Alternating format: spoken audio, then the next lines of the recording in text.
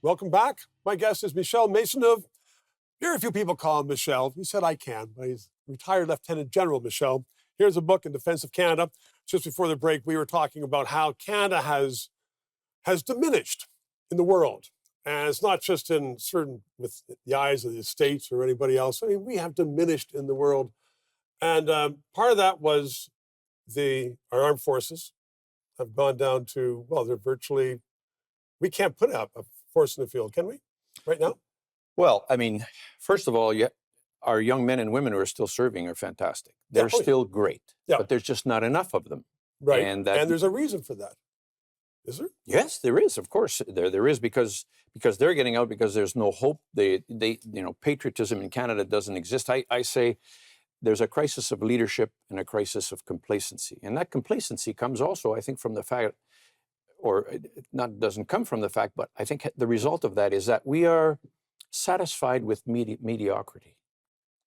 And how did that happen? Tell you what, I think it's happened because people are losing hope, and we keep telling our people in Canada that our country is genocidal, that our country is not really a country; it's a post-national state that has no culture of its own, and that we're bringing all these. Another example of a post-national state is you have immigration just that comes in, and these people don't necessarily assimilate into Canada. And if you don't have a culture, then you can't really tell them to assimilate. They don't know. When our prime minister says, he's asked, what's a Canadian? And he says, well, we're not Americans. I mean, come on. I mean, to me, we have to define what a Canadian is. And we have some things that are fantastic. We have some heroes that we should be celebrating. And yeah, they made mistakes, a lot of them. But we ought to identify those mistakes, make sure we don't do them again, but not throw them away like the baby with the bathwater. Show me a person who hasn't made a mistake, and I'll show you a person with no judgment, because then they don't know what's right and wrong. Absolutely. So no. To me, that's partly why, and also in our armed forces have been underappreciated. They've been underfunded. They've been, and so that's why people are getting out. But it's not the idea that ever since probably with the Western culture, Vietnam, and some great useless expenditure of treasure and blood, where people say, we don't want to be warmongers, and if we don't want to be warmongers, then we don't need the armed forces, and perhaps that's one of the reasons why they have diminished in persons' eyes. Because I've been in remembrance state services now, well attended.